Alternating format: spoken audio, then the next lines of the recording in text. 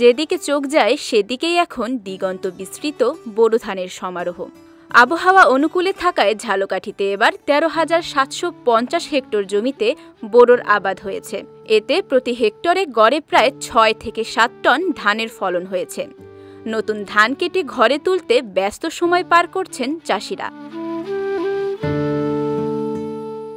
এবছর বোরো ধানের বাম্পার ফলন হওয়ায় খুশি জেলার কৃষকরা। বোরো ধান খুব ভালো হয়েছে, আমি সুস্থ মতো ধান বাড়িতে নিতে পারছি। ফলন বেশি, ভালো ফলন পাইছি আল্লাহর রহমতে। প্রযুক্তির সাহায্যে কৃষকরা কৃষিক্ষেত্রে সূচনা করেছেন নতুন দিগন্তের। কম্বাইন্ড হারভেস্টার মেশিন ব্যবহারের কারণে লাগছে না মাড়াই করার শ্রমিক খরচ কিংবা বাড়তি সময়। আমরা আগে ধান কাটা লাগতো বদলা দিয়ে, তারপর ঝাড়া লাগতো, মেশিন দিয়ে মলান লাগতো, তারপর ঝাড়া লাগতো। এখন আমরা অল্প টাকায় পাইতেছি। আমাদের মনে করেন এই বন্যা বাদলের কোনো টেনশন করা লাগে না। আমার তাড়াতাড়ি এর একটা কোলা দায়িত্ব হয়তো আমাকে ১৫ দিন সময় লাগে, আর এর একটা কোলা দায়িত্ব আর মনে করেন হারাবাড়ি এই ১-১.৫ দিন সময় লাগে। খুবই আমাদের সাশ্রয় হয়েছে, খুবই ভালো হয়েছে।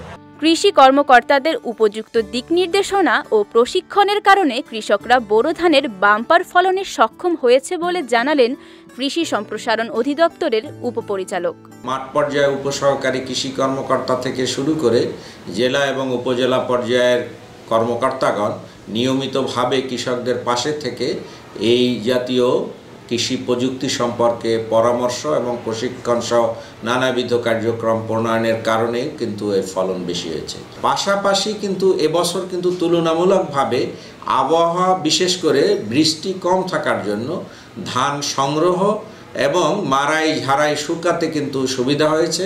এতেও কিন্তু যে ফসল সংগ্রহোত্তর যে ক্ষতি হয় সেই ক্ষতি কিন্তু আদৌ এবছর কিন্তু ছিল না। এ কারণে কিন্তু কৃষকরা এই আশানুরূপ ফলন পেয়ে খুবই খুশি। প্রতি বছরই ধানের ফলন ভালো হলে কৃষকরা নিজেদের আর্থসামাজিক অবস্থার পরিবর্তন দ্রুত ঘটাতে পারবে, এমনটাই প্রত্যাশা সংশ্লিষ্টদের। বিজয় টিভি নিউজ ডেস্ক।